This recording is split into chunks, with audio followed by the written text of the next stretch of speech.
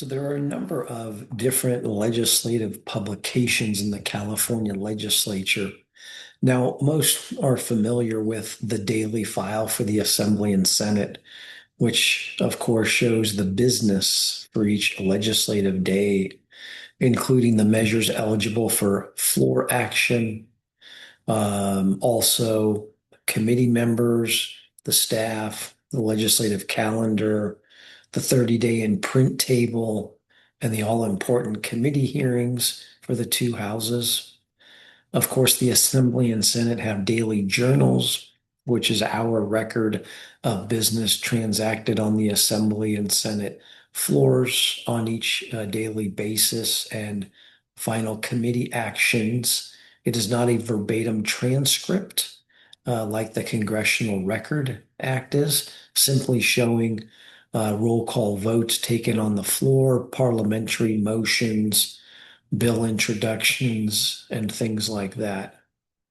And then there's the weekly history for each house. All the actions on the three types of legislative measures, bills, resolutions, and constitutional amendments, some other helpful information, schedule of recesses, list of members, the seating charts, the committees, the bill introductions by each member. There are also four types of publications that most people in and around the Capitol are far less familiar with. Those are the Legislative Index, which provides a subject matter index of all legislative measures for that current legislative session. The index indicates the subject of a bill, constitutional amendment, and concurrent or joint resolution as introduced and as amended. And entries aren't even removed from the index when the subject matter is deleted, so that you can use that as an excellent resource, again, by subject matter. Next is the TOSA, the Table of Sections Affected, and it provides an index of each section of the Constitution, the codes, and the uncodified laws affected by measures introduced to that session. It also has links for the measure and chapter number. It is updated regularly, but may not include all legislative actions.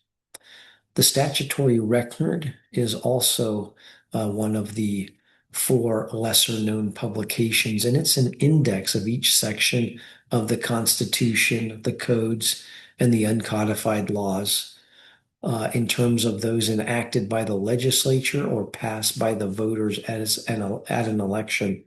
The statutory record indicates the year and chapter or proposition or ballot measure number of the affecting measure during the cumulative 10-year period. And lastly is the new laws report, which is basically a simple listing of all the bills enacted in a calendar year during the regular session of the legislature. And this new laws report identifies the bill and chapter number, the lead author, and the subject matter of the measure. All the bills on the list become effective on January 1 unless it is noted otherwise in that new laws report.